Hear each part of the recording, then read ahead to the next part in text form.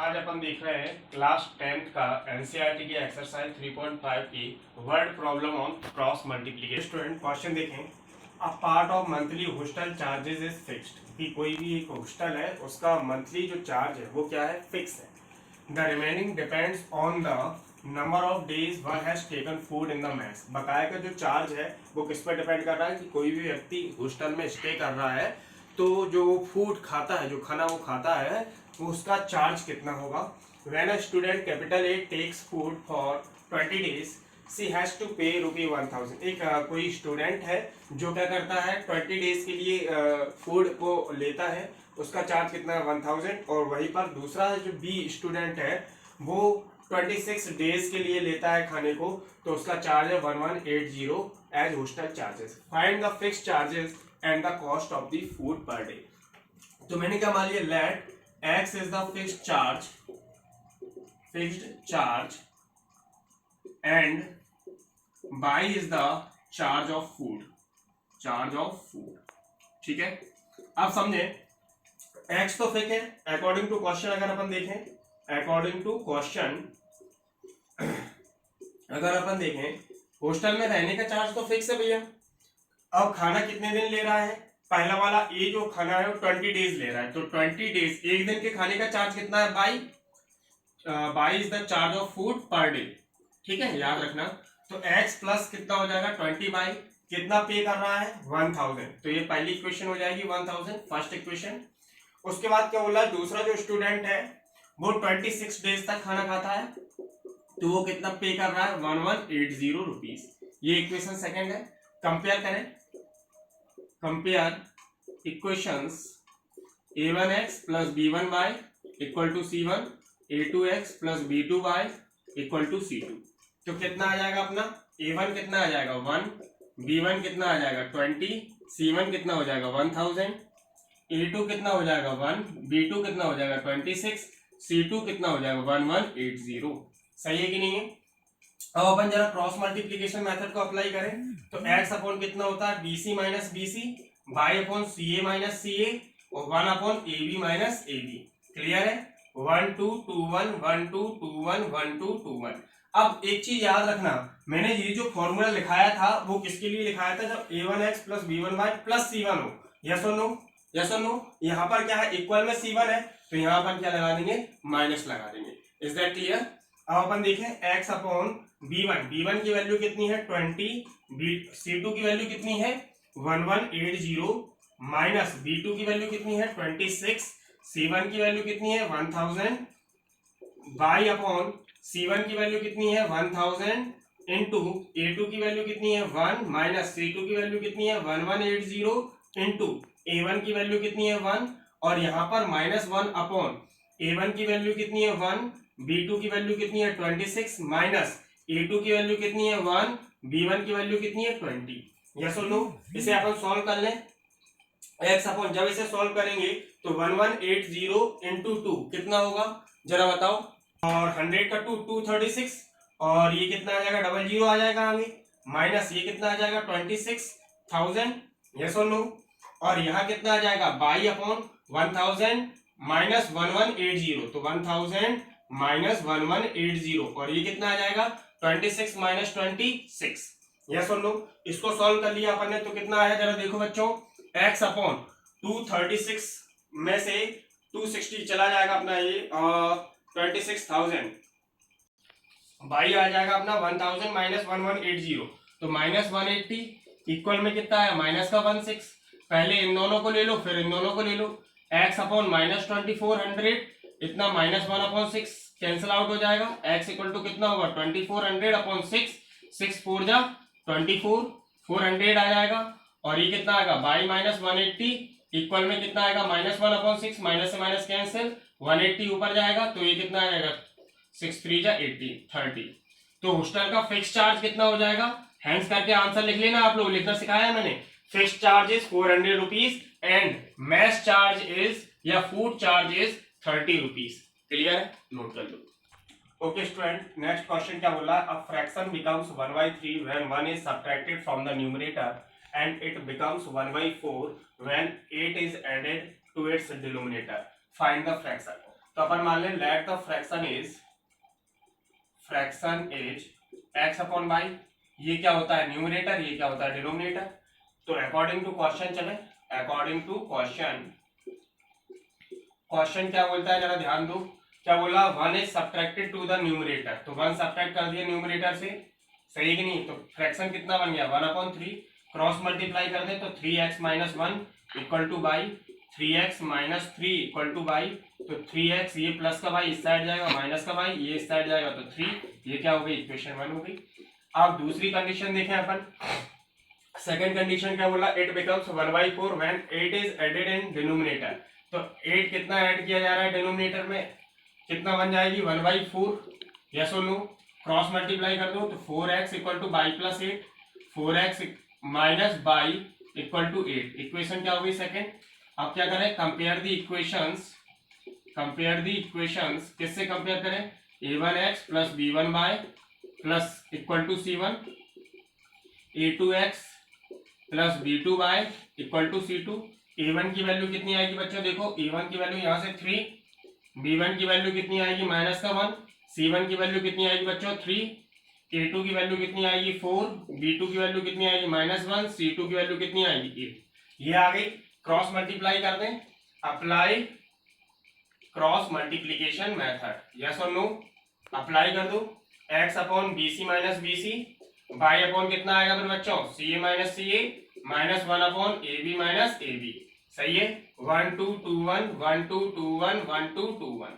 x upon b1 की value कितनी है, b1 कितना है माइनस 1 और c2 कितना है 8, तो डायरेक्ट लिख दें माइनस 1 इंटू 8, माइनस b2 कितना है माइनस 1, c1 कितना है तो minus 1 into 3, by upon c1 कितना है मेरे बच्चों 3, a2 कितना है मेरे बच्चों 4, माइनस c2 कितना है 8, a1 कितना है मेरे बच्चों 3, माइनस 1 अपॉन ये कितना होगा a1 कितना होगा 3, b2 कितना होगा माइनस का 1, माइनस a2 कितना होगा 4 इंटू b1 कितना होगा माइनस का 1, सही है कि नहीं है। इसे सॉल्व कर लो, 8 बन जाए 8 माइनस 8 माइनस माइनस प्लस 3 बन जाए 3, बाई अपॉन 4 3 जा कितना होगा 12, 8 3 जा 24, minus 1 upon 3 into minus 1 minus 3, minus minus plus, yes और no. x upon minus 5 y upon कितना होगा माइनस का 12, माइनस 1 अपॉन 4 माइनस 3 1, तो कितना आ जाएगा x equal to x upon minus 5 equal to minus 1, x equal to 5, yes और no. Y upon minus 12 equal to minus 1, तो बाई इक्वल टू 12, तो हैंस फ्रैक्शन क्या हो जाएगा, हैंस फ्रैक्शन इज कितना होगा x upon by, x upon by कितना होगा 5 अपॉन 12, सही है कि नहीं है। x की वैल्यू कितनी है 5, बाई की वैल्यू कितनी है 12, नोट कर लो। Student Yash scored 40 marks in a test getting 3 marks for each right answer and 1 is losing marks, है ना। ठीक है, तो समझना ध्यान से, मैंने मान लिया कि यस ने जो क्वेश्चन पेपर दिया उसमें x क्या है राइट क्वेश्चंस है, इसमें पूछा भी गया how many questions were there in test, x right questions है या राइट आंसर्स है, and y is wrong answer, ठीक है। तो यस को क्या मिल रहा है कि जब अकॉर्डिंग टू अगर अपन क्वेश्चन देखें, अकॉर्डिंग टू क्वेश्चन देखें तो यस ने स्कोर कितना किया है 40 मार्क्स, कितना स्कोर किया है 40 मार्क्स। कब स्कोर किया है, जब उसके एक राइट आंसर पर कितने 3 मार्क्स मिल रहे थे, तो एक्स राइट आंसर पर कितने मिलेंगे 3x, ठीक है। अब उसमें से कुछ 1 मार्क्स लॉस हो रहा है गलत पर, तो सपोज करो बाई गलत हुए तो माइनस के बाई 1 इंटू बाई आ जाएगा, नहीं आ जाएगा, ये 1 इंटू बाई आ गया, ये क्या आ गई इक्वेशन 1। फिर से दूसरे के लिए देखो, अब की बार कंडीशन चेंज हो गई, अब की बार क्या बोल रहा है वो कि करेक्ट आंसर पर 4 मार्क्स मिलेंगे और गलत आंसर पर 2 मार्क्स डिडक्ट होंगे, ठीक है।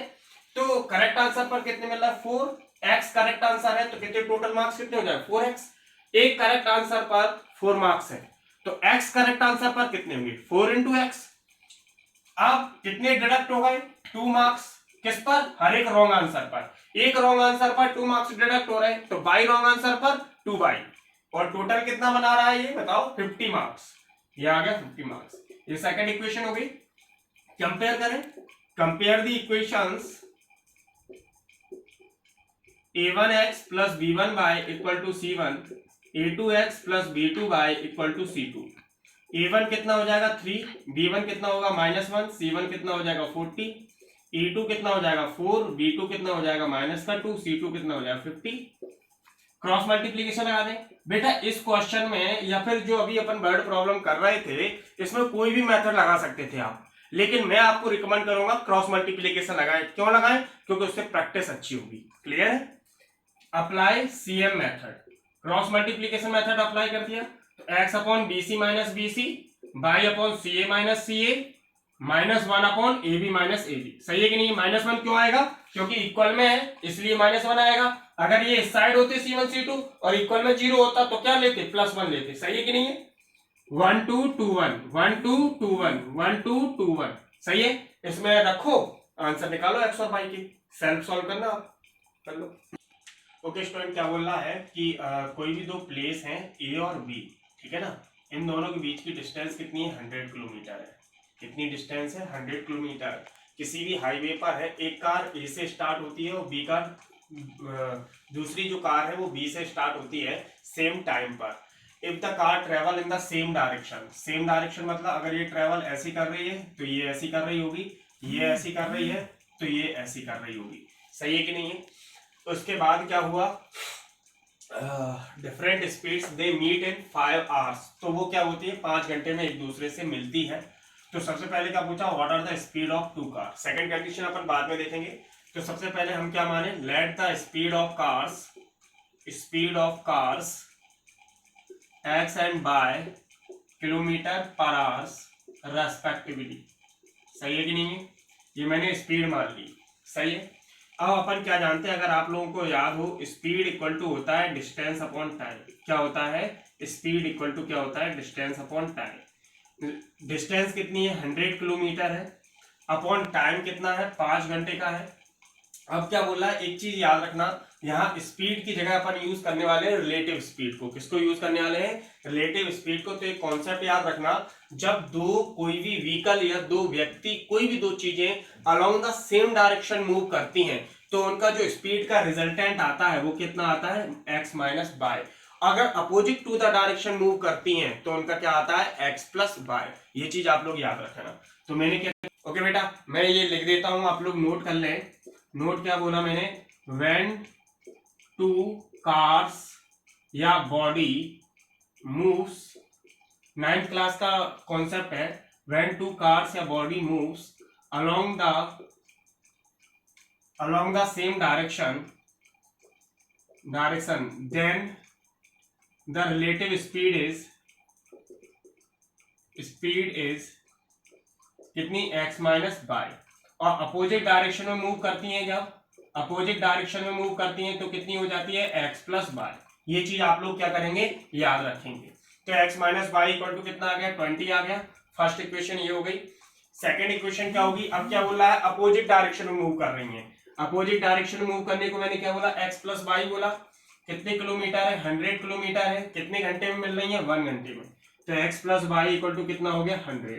इक्वेशन क्या हो गई? सेकंड। इन दोनों इक्वेशन को आप लोग सॉल्व कर लेना, आंसर मिल जाएगा। क्लियर है? छोटी सी बात याद रखना, जब आप लोग x और y की वैल्यू निकाल, प्रीवियस क्वेश्चन में आप लोग याद रखना, जब आप लोग x और y की वैल्यू, मैंने क्या बोला? प्रीवियस क्वेश्चन में क्वेश्चन नंबर 3 में आप लोग याद रखें, जब आप लोग x और y की वैल्यू निकाल लेंगे, उसमें क्या पूछा है? Total number of questions in a question paper. तो total number x is the right answer, y is the wrong answer. तो टोटल कितने होंगे? x plus y। तो ये सम करना है, इतने नंबर ऑफ क्वेश्चंस होंगे किसमें? क्वेश्चन पेपर में।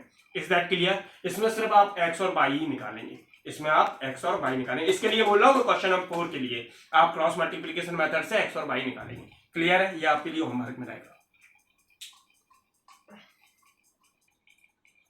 ओके स्टूडेंट, क्या बोला? The area of a rectangle gets reduced by 9 square unit if its length is reduced by 5 unit and breadth is increased by 3 unit. देखो समझना बेटा ध्यान से, मैंने ये मान लिया कि ये मेरा रेक्टेंगल है, इसकी ये लेंथ है और ये क्या है? ब्रेड्थ है। तो अपन क्या मान ले रहे हैं? Let length and breadth of a rectangle are x and y respectively. ठीक है, ये हमने लेंथ और ब्रेड्थ मान लिए। अब जरा ध्यान से समझो, एरिया ऑफ रेक्टेंगल क्या हो जाएगा, हेंस एरिया ऑफ रेक्टेंगल कितना हो जाएगा, लेंथ इंटू ब्रेड्थ, सही कि नहीं, x into y. Area of rectangle क्या होता है, लेंथ इंटू ब्रेड्थ। अब अकॉर्डिंग टू क्वेश्चन चले, क्या करें अपन, अकॉर्डिंग टू क्वेश्चन। क्वेश्चन के अकॉर्डिंग क्या करना है, क्या बोल रहा है कि length is reduced by 5 unit, length को अपन ने क्या कर दिया, 5 यूनिट रिड्यूस कर दिया, and breadth is increase by 3 unit, breadth is increase by 3 unit. Length को मैंने कितना कर दिया, 5 यूनिट कम कर दिया तो x माइनस 5, ब्रेड्थ को मैंने 3 यूनिट बढ़ा दिया तो y प्लस 3। तो हमारा जो एरिया है वो कितना हो गया, 9 यूनिट कम हो गया, तो x बाय माइनस 9। इसको सॉल्व कर लो, x into y x into 3x minus 5 y 5 3 जा 15, x y minus 9, x y से x बाय कट जाएगा, 3x minus 5 bye minus 9, minus का 15 यहाँ जाएगा, तो 3x माइनस 5 बाय 15 माइनस 9 कितना हो जाएगा, 6। यस और नो। सेकंड कंडीशन को ध्यान दें, सेकंड कंडीशन में क्या बोला, if we increase length by 3 unit, length को कितना बढ़ा दिया, 3 यूनिट बढ़ा दिया, and the breadth by 2 unit. अच्छा, तो अपन ने ब्रेड्थ को भी कितना बढ़ा दिया, 2 यूनिट बढ़ा दिया, okay. The area increases by 67 unit, तो एरिया क्या हो जाएगा, 67 यूनिट बढ़ जाएगा। अब क्या मल्टीप्लाई कर दो, ये मल्टीप्लाई कर दो, x into y x y, x into 2 2x, 3 into y 3y, 3 2 कितना होगा 6, x y plus 67, x y से x y cancel, 2x plus 3y 67 plus का 6 इस साइड जाएगा तो माइनस का 6, तो 2x प्लस 3y 67 माइनस 6 कितना हो जाएगा 61। इन दोनों इक्वेशन को आप क्रॉस मल्टीप्लीकेशन मेथड से सॉल्व कर लेना, वही सेम कंपेयर वगैरह करने का। इस तरीके से आप लोगों की बेटा 3.5 कंप्लीट हो गई है। जिन बच्चों ने 3.5 का पार्ट 1 नहीं पढ़ा है वो आप डिस्क्रिप्शन बॉक्स में लिंक दी होंगी, आप वहां से आप लोग पढ़ सकते हैं। इज दैट क्लियर, कर लीजिए आप लोग।